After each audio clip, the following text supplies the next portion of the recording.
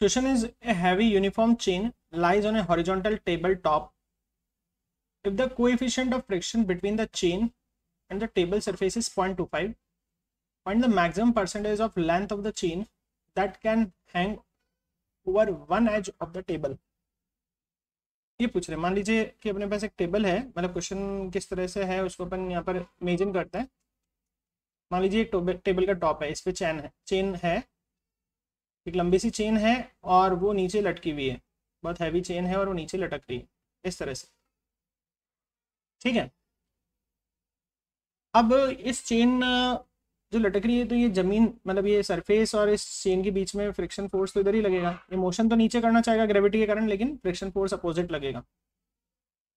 ये टेबल इसको opposite force से अपनी तरफ खींचेगी, मतलब ये आगे बढ़ने से रोकने वाला फोर्स फ्रिक्शन है, तो इसको स्मॉल एफ से लिख रहा हूँ मैं। फ्रिक्शन फोर्स इस डायरेक्शन में लगेगा। अब यहाँ पर इस पे फोर्स लगेगा कौन कौन सा, देखिए ये टेबल है तो इस पे ऊपर की तरफ फोर्स लगाएगी, इसे नॉर्मल रिएक्शन फोर्स कहेंगे। एक इस चेन का वेट नीचे की तरफ लगेगा, वेट किस डायरेक्शन में लगेगा, डाउनवर्ड, ठीक है।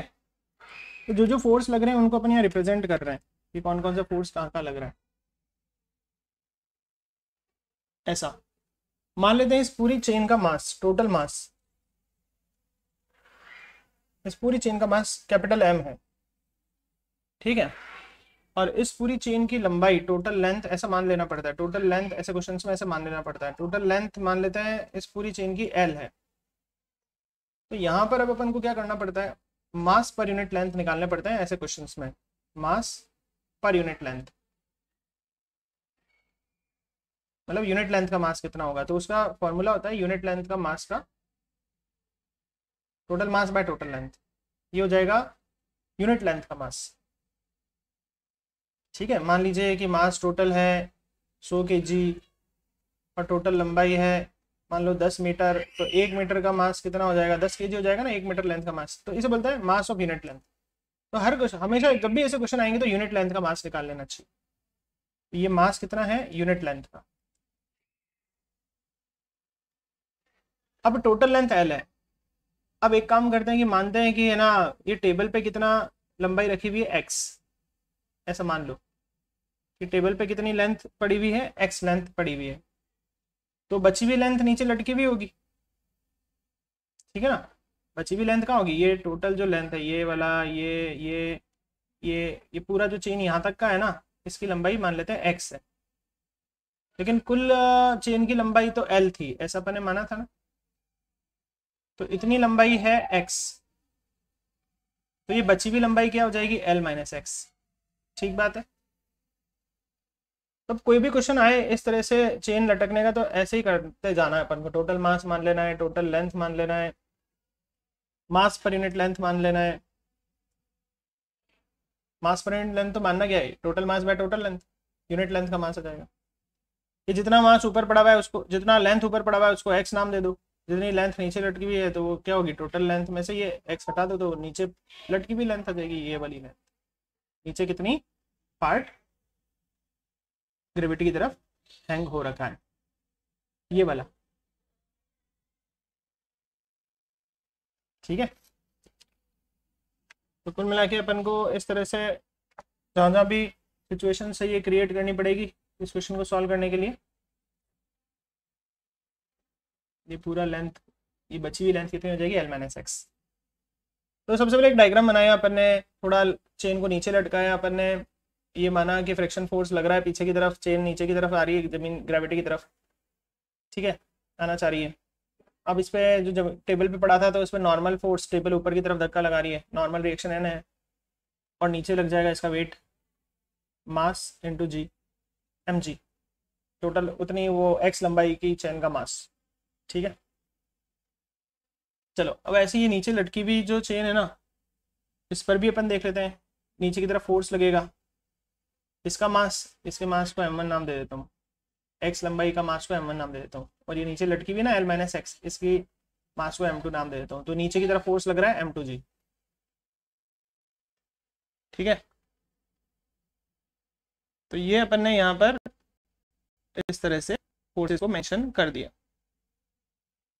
चलिए अब अपन आगे क्या करने वाले हैं इसके बाद, ये जो मास 1 है, x लंबाई का मास, इसको मास 1 नाम दे रखा है, ये इसका मास होगा कितना, तो उसको कैसे निकालें अपन इस चीज को, m1 को, इस m1 क्या है, पूरी x लंबाई का मास। तो अपन के पास अभी है यूनिट लेंथ का मास होता है total mass by total length, ये तो यूनिट लेंथ का हो गया। तो इस हिसाब से x लंबाई का मास कितना हो जाएगा भाई, ये मास तो हो गया यूनिट लेंथ का, तो वो ऊपर टेबल के ऊपर कितना लंबी चेन पड़ी हुई है, x लंबी चेन पड़ी हुई है, टेबल के ऊपर जो चेन पड़ी हुई है उसकी लंबाई कितनी है, x। तो x लेंथ का मास कितना हो जाएगा, यूनिट लेंथ का मास इंटू लंबाई। फिर से एक बार इसको सुनिए, ऊपर टेबल के ऊपर x लेंथ की चेन पड़ी हुई है, पूरी लंबाई कितनी है, x। उस पूरी लंबाई में से यूनिट लेंथ का मास, मतलब मान लो 1 सेंटीमीटर का मास m/l है, तो उस पूरी लंबाई का मास कितना हो जाएगा, x इंटू m/l। तो ये अपन को पता चल गया कि ऊपर जो नॉर्मल फोर्स लग रहा है, नीचे जो वेट लग रहा है m1g, तो m1 को ये भी लिख सकते हैं अपन, क्या, यूनिट लेंथ का मास इंटू टोटल लेंथ ऊपर जो पड़ी हुई है। ठीक है, चलिए अब आगे बढ़ते हैं। ऐसे ही यहाँ m2 को भी कन्वर्ट करना आना चाहिए आपको। इस मास 2 को क्या लिख सकते हैं, वही काम करेंगे, क्या काम करेंगे, यूनिट लेंथ का मास m/l इंटू लंबाई, आखिर लंबाई है कितनी, लंबाई वो है कितनी, l - x इंटू g। तो ये दो चीजें जो बहुत अच्छे से आपको समझ में आनी चाहिए। सबसे पहले एक चेन थी, उसको लटका दी नीचे, मान लेते हैं उसका x पार्ट तो ऊपर ही है, ठीक है, x पार्ट तो ऊपर ही है, और मान लेते हैं कुछ लटका पार्ट है l - x। टोटल लंबाई l थी जिसमें से x ऊपर है तो बचा हुआ l - x। अब क्या करा, उस ऊपर वाले पार्ट पे नॉर्मल फोर्स लग रहा था n, नीचे लगेगा उसका वेट mg, m1g लिख देंगे। m1 मतलब वो ऊपर जो जितनी चेन पड़ी है उसका मास। अब उसका मास पता कैसे करें, उसको मास पता करने का तरीका है, यूनिट लेंथ का मास तो अपन को पता ही है m/l, total mass by total length. Unit length का मास है m/l, तो उस x लंबाई का मास कितना हो जाएगा, यूनिट लेंथ का मास इंटू x। मैं m1 की जगह लिख दिया ये चीज इंटू g।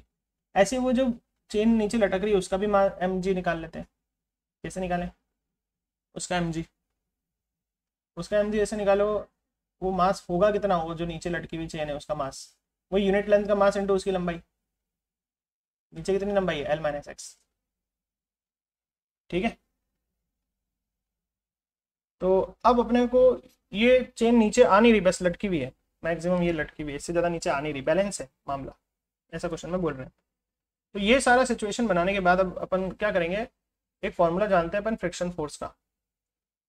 फ्रिक्शन फोर्स का एक फॉर्मूला अपन को पता है, फ्रिक्शन फोर्स का एक फॉर्मूला होता है friction coefficient into normal reaction,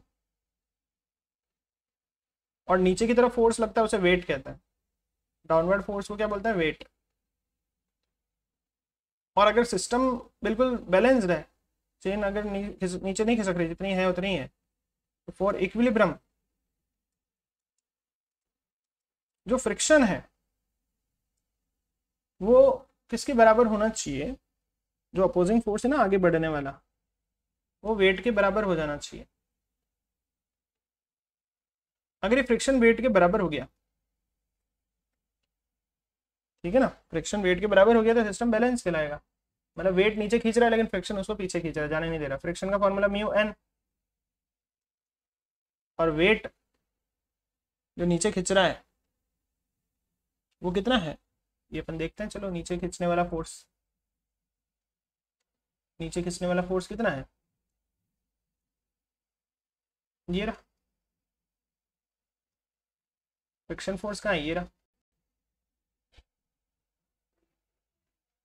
तो ये वेट और फ्रिक्शन बराबर होगा तो ये सिस्टम आगे डिस्टर्ब नहीं होगा, आराम से इक्विलिब्रियम में पड़ा रहेगा। तो अब यहाँ पर अपन क्या करने वाले हैं, वेट की जगह लिखने वाले हैं mg, m2g है ना, वो m2 था ना, और नॉर्मल रिएक्शन फोर्स क्या लिखने वाले हैं, m1g। m1 और m2 कहाँ है, देखो ये रहा, दिख रहा है आपको, ये m1g ये नॉर्मल रिएक्शन फोर्स के बराबर है, और ये है m2g। m2g क्या वेट है।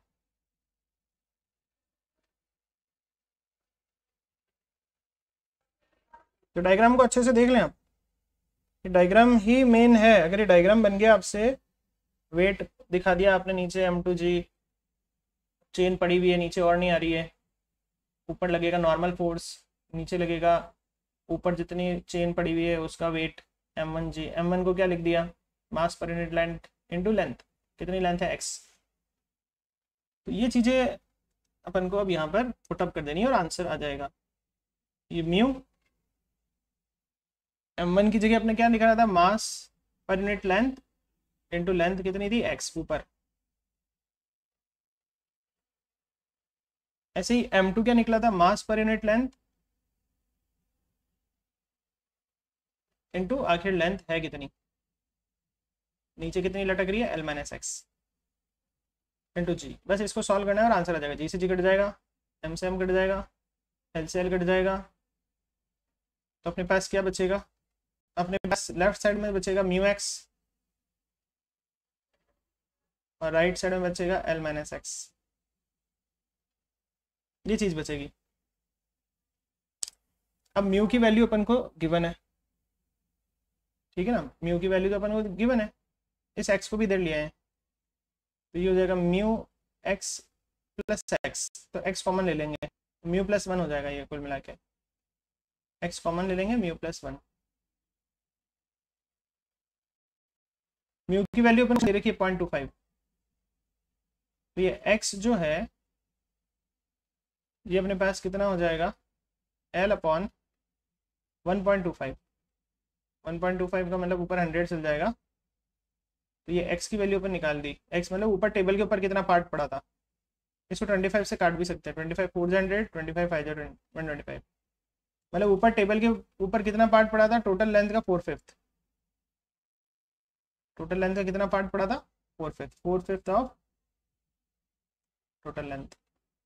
तो ऊपर अगर 4/5 पार्ट पड़ा हुआ है तो नीचे कितना लटका हुआ होगा, नीचे जो लटका हुआ था वो टोटल लेंथ का में से कुछ पार्ट नीचे लटका हुआ था ना, तो ऊपर पड़ा हुआ है 4/5 लेंथ, तो डाउन कितना पड़ा हुआ होगा, 1/5। भाई ऊपर जब 4/5 है तो नीचे 1/5 ही लटका हुआ होगा ना, पूरी लंबाई l थी, l में से 4/5 पार्ट ऊपर चेन का ऊपर टेबल के ऊपर ही पड़ा हुआ है, तो नीचे कितना होगा, 1/5 होगा, l/5। और इसका परसेंटेज निकालें, 1/5 नीचे है, टोटल l का 1/5, इसका परसेंटेज निकालें ना अगर, तो कैसे निकलेगा, टोटल लेंथ तो नीचे, ऊपर कितनी है 1/5 ऑफ l, मतलब 0.2 l है ना, इंटू 100, l से l कट जाएगा, पॉइंट हटेगा, नीचे 10 आ जाएगा, तो इसका मतलब आपके पास कितना आया, 20%। तो पार्ट जो हैंगिंग है वो कितना है, 20%।